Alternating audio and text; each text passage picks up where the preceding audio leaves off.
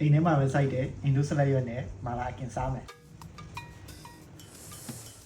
တိုက်ခန်းထဲမှာအသီးရွက်တွေကိုအင်ဒိုဘယ်လိုစိုက်ရမလဲမသိရင်ကိုမတ်မှာလာမေးလို့ရတယ်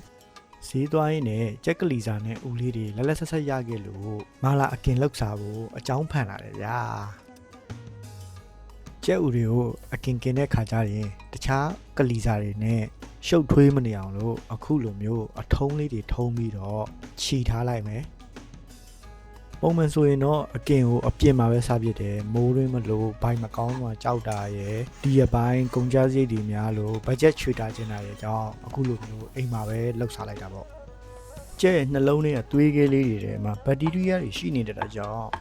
နှလုံးခွဲပြီးတော့သွေးကလေးတွေပြောင်းထုတ်ပေးရမယ်နော်အခုလိုနှလုံးသားရဲ့အကန့်ထဲမှာဘာမှမရှိတော့အောင်ပြောင်းဆင်သွားပြီဆိုရင်တော့အသေးလေးအလွယ်ရင်ကျန်တဲ့ကလီစာတွေအကုန်လုံးပြုတ်မဲ့အိုးတိုးထဲမှာချင်းကြက်သွန်ဖြူစားလေးနည်းနည်းနဲ့ရေလေးမြုပ်ရုံထည့်ပြီးတော့ပြုတ်မယ်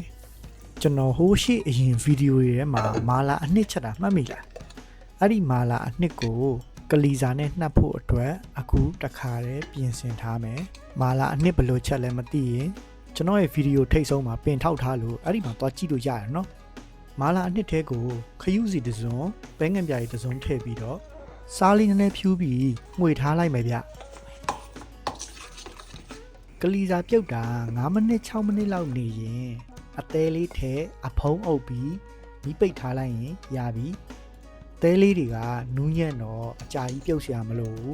ပြီးရင်ကျွန်တော်တို့က air fryer နဲ့လည်းပြန်ကင်အောင်ပါဆိုတော့ပွက်ပွက်ဆူနေတဲ့ရေနွေးထဲမှာ3မိနစ်လောက်ထည့်ထားရင်ရပြီအရန်ကြက်သွားရင်စားမကောင်းဘူးဗျပြီးရင်တော့ပြုတ်ထားတဲ့ကလီစာလေးတွေကိုအိုးထဲကဆယ်ပြီးစောစောကမာလာအနှစ်တည်နဲ့တမပြီးတသားတည်းဖြစ်သွားအောင်တေချာလေးမှုပေးထားရမယ်နော်အဲ့ဒါမှ air fryer နဲ့กินတဲ့အခါကျလို့ရှိရင်မာလာအနှစ်ကအရသာတွေကကလီစာထဲမှာစိတ်ဝင်ပြီးတော့အရန်စားလို့ကောင်းပါဗျပြီးတာနဲ့ air fryer ထဲထည့်ပြီးအပူချိန်200နဲ့5မိနစ်အရင်กินမယ်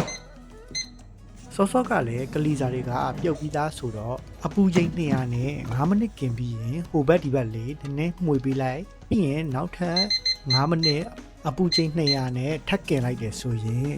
အတွင်းရောအပြင်ရောကြက်ပြီးတော့မာလာအရသာစိတ်ဝင်နေတဲ့မာလာကြက်ကလီစာကင် ready ဖြစ်ပြီအဲ့ဒါပြီးရင်တော့အရန်အရေးကြီးတဲ့အပိုင်းဖြစ်တဲ့စားဖို့ပဲကြံပါတော့တယ်ဗျာဟိုအဲ့လိုအထုံးလေးလောက်လာမှတယ်အသေးဖန်လားအမြင့်ဖန်လားကျွန်တော်အသေးဖန်